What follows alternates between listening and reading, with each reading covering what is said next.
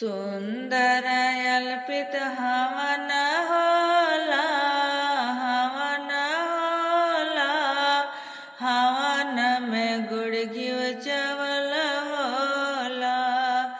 सुंदर अल्पित हवन होला, हवन होला, हवन में गुड़ घिव चवल होला। हवन में गुड़ घिव चवल होला।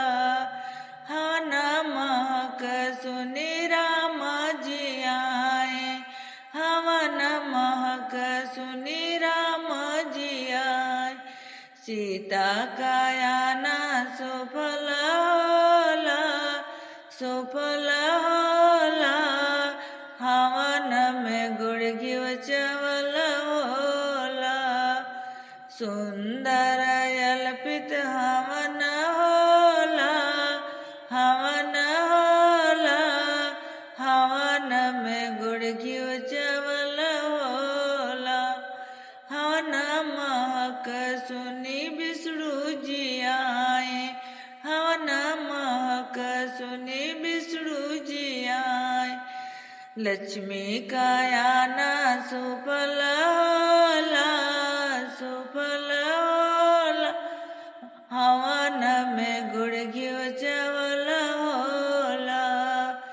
सुंदर अल्पित हवन होला, हवन होला, हवन में गुड़ घिव चवल होला।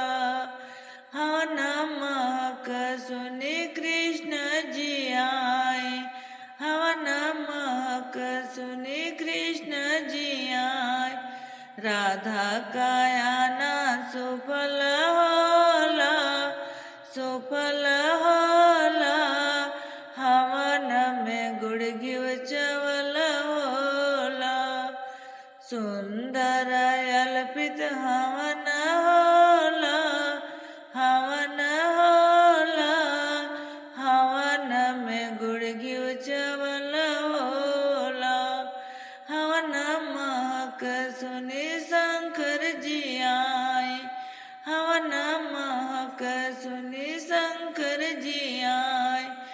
गौरा कायाना सुफल होला, सुफल होला, हवन में गुड़ घिव चवल होला।